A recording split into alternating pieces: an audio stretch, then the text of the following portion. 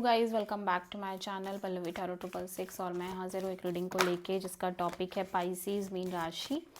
अगर आपके love and relationship area में नो कॉन्टैक्ट सिचुएशन चल रही है तो ये रीडिंग आप वॉच कर सकते हैं। जनरल रीडिंग है, सारे मैसेजेस रेजोनेट नहीं होंगे। जो भी रेजोनेट करे उन्हें रख लीजिए, जो नहीं करे उन्हें सिंपली आपको छोड़ देना है।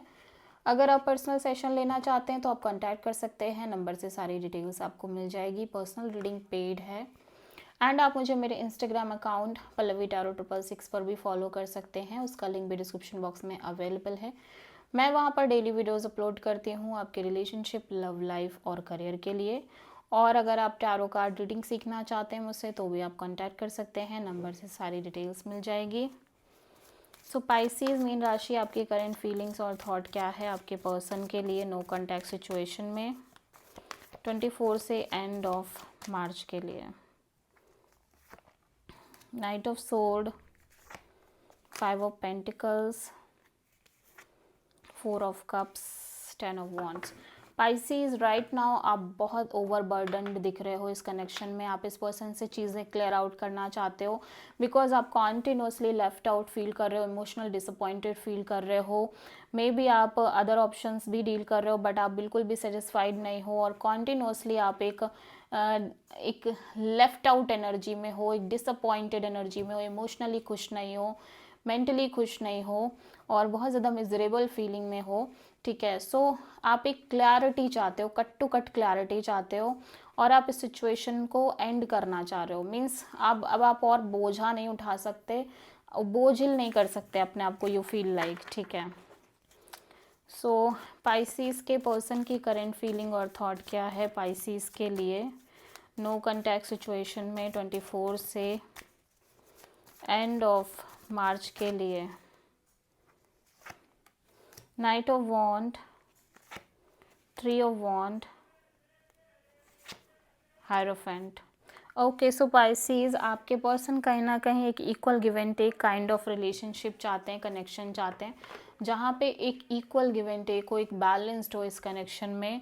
और एट द सेम टाइम ऐसा लग रहा है ये ऑन एंड ऑफ रहना चाह रहे हैं इस कनेक्शन में, ये आपसे कनेक्ट करना चाह रहे हैं।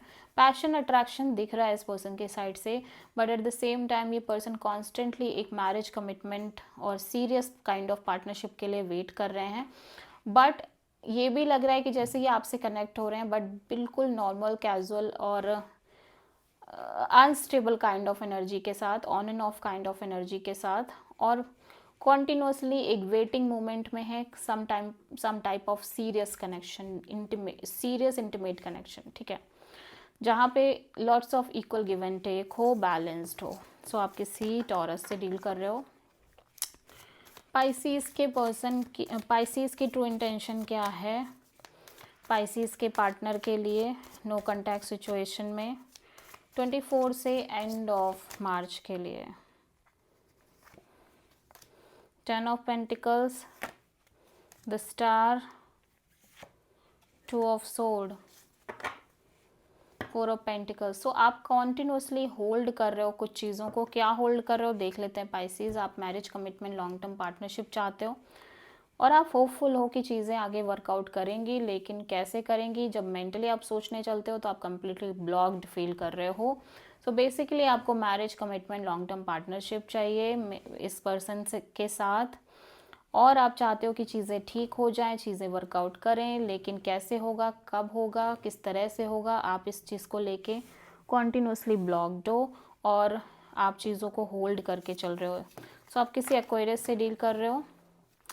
सो पाइसीज के पर्सन की ट्रू इंटेंशन क्या है पाइसीज के लिए नो कॉन्टैक्ट सिचुएशन में 24 से एंड ऑफ मार्च के लिए। King of sword, judgement, death.